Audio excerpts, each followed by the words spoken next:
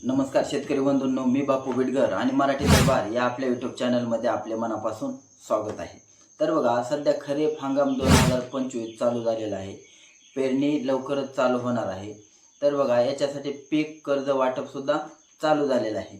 परंतु या शेतकऱ्यांना कर्जमाफ होईल असं शासनाने सांगितलं होतं, परंतु अजून तरी कर्जमाफ झालेलं नाही। शेतकऱ्यांनी विविध आंदोलनं असतील, विविध मोर्चे असतील, हे अजूनही सध्या चालू आहे, परंतु अजूनही कर्जमाफी झालेली नाही।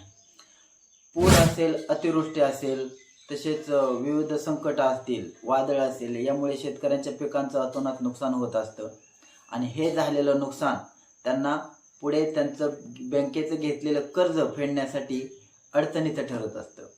तर बघा, शेतकऱ्यांनी पीक कर्ज हे पिकांच्या भरोशावर घेतलेलं असतं। पीक येईल आणि पीक आल्यानंतर ते पीक कर्ज जे घेतलेलं असतं ते आपण पिकाच्या माध्यमातून आलेल्या पैशातून ते पीक कर्ज भरू अशी शेतकऱ्याची मानसिकता असते। परंतु इतकी सगळी संकट येतात, त्याच्यामुळे शेतकऱ्यांचं जे पीक कर्ज असतं ते वेळेवर भरलं जात नाही आणि वेळेवर न भरल्यामुळे अर्थातच शेतकऱ्याचं व्यवहार खराब होत असतो, म्हणजे सिबिल खराब होत असतं।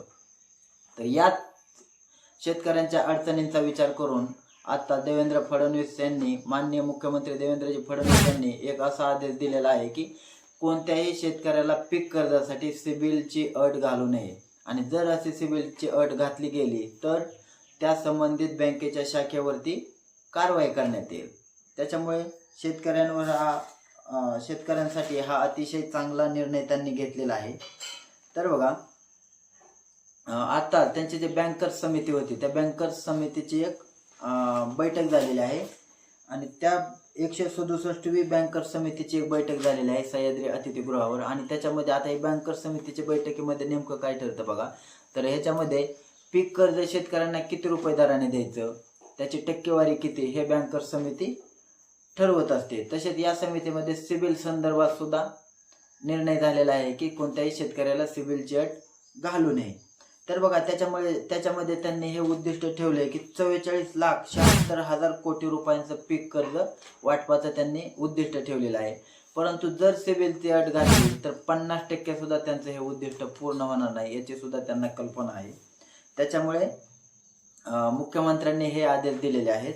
तर बघा, हेही लक्षात घेतले पाहिजे की मुख्यमंत्र्यांनी पत्रकार परिषदेत आदेश दिलेले आहे, परंतु तोंड्या आदेश कितपत बँका ग्राह्य धरतात हे सुद्धा तितकंच महत्त्वाचं आहे। कारण जोपर्यंत तुम्ही एक प्रॉपरली परिपत्रक काढून बँकांना देत नाही तोपर्यंत बँका ग्राह्य धरणार नाहीत। कारण तुम्ही तोंड्या आदेश दिले आणि शेतकरी ज्यावेळेस बँकेत जातो त्यावेळेस बँकेवाले सांगणार की आम्हाला अधिकृत कुठलं पत्र आलेलं नाही, कारण तेही तेवढे गरजेचं आहे। त्याच्यामुळे बघा, ही अट शेतकऱ्यांना नसावीत, कारण शेतकरी हा जगाचा पोशिंदा आहे आणि त्याला इतक्या संकटातून, बऱ्याच संघर्षातून त्याला जावं लागतं आणि ते पीक जगावं लागतं। त्याच्यामुळे त्याला सिबिलची अट नसावी, हे एक शेतकऱ्यांच्या हिताचेच आहे। आता दुसरं बघा की शहरातील एखादा कुठला व्यवसाय असेल किंवा काय असेल, त्याच्यामध्ये एखाद्या वस्तूचं असेल किंवा कशाचं नुकसान जरी झालं, आता आपण उदाहरण म्हणून बघतोय, तर ते नुकसान झालं तर त्या वस्तूचा किंवा त्या जिन्सचा इन्शुरन्स असतो। त्या इन्शुरन्सद्वारे त्यांना जेवढं नुकसान झालेलं आहे त्याच्यात जास्त म्हणलं तरी चालेल तेवढं त्यांना नुकसान भरपाई भेटत असते। आता तुम्ही म्हणाल की शेतकऱ्यांच्या पिकालाही इन्शुरन्स असतो, परंतु इन्शुरन्सच्या बाबतीत आता आपण पाहिलं की इतका कमी म्हणजे पीक विमा भेटतोय की त्याच्यामुळे शेतकऱ्यांच्या डोळ्यातून पाणी येत असतं आणि तेच पाणी त्यांना आत्महत्यापर्यंत विचार घेऊन जात असतो। त्याच्यामुळे हे सुद्धा गांभीर्याने घेणं गरजेचं आहे। तर बघा, हा जगाचा पोशिंदा आहे, त्याच्यामुळे अभिमानाने फक्त शेतकरी जगाचा पोशिंदा आहे असं सांगणे इतपत फक्त ठेवू नका। ते कृतीतून शेतकऱ्यांच्या हिताचे निर्णय घेऊन ते कृतीतून उतरले पाहिजे। संकट समयी त्याला मदत करणं हे शेतकऱ्यांचं म्हणजे शेतकऱ्याला संकट समयी मदत करणं हे सुद्धा शासनाचं, कोणतंही शासन असो, त्याचं काम असतं। आताच बघा, एका शेतकऱ्याचा एक व्हिडिओ व्हायरल झाला होता की त्याचं भुईमुगाचं पीक बाजार समितीतून पाऊस आल्यामुळे वाहून चाललं होतं। तर तो व्हिडिओ इतका म्हणजे मनाला वेदना देणारा होता। हे पाहून केंद्रीय कृषी मंत्री शिवराजसिंह चौहानजी यांनी त्या संबंधित शेतकऱ्याला फोन केला आणि फोनवरून सांत्वन केलं आणि एक खंत व्यक्त केली आणि तुम्हाला तुमचं जे नुकसान भरपाई त्याचे पैसे तुम्हाला लवकरच भेटतील असं सुद्धा त्यांना आश्वासन दिलं. आता हे कृषी मंत्र्यांच्या लक्षात आलं. महाराष्ट्राच्या कृषी मंत्र्यांनी फोन केला का नाही किंवा त्याची दखल घेतल्या की नाही हे अजून आले नाही. म्हणजे तसा कुठला अधिकृत व्हिडिओ तर पाहिला नाही. पण जर तशी मदत केली असेल तर त्यांचं स्वागतच आहे. आणि जर मदत नसेल केली किंवा कुठला फॉलोअप जर नसेल घेतला तर याच्या इतकं दुर्दैवी कुठलं नाही. तर बघा महाराष्ट्र शासनाकडून नेमका काय प्रतिसाद आला त्या शेतकऱ्यासाठी किंवा इतर बाजार समितीमध्ये सुद्धा बऱ्याच शेतकऱ्यांचा माल पडून असतो. तर त्याच्यासाठी सुद्धा काही हे पाहून त्याच्यासाठी सुद्धा काहीतरी नवीन उपाययोजना करणं गरजेचं आहे. कारण आता पावसाळ्याचं वातावरण चालू आहे. त्यामुळे अशा संकट समयी जात असले त्यामुळे शेतकरी अशा बऱ्याच संकटातून जात असतो. आणि अशा संकटातून जात असताना त्याला जर तुम्ही सिबिलची अट लावली तर हे शेतकऱ्यांच्या हिताचे नाही.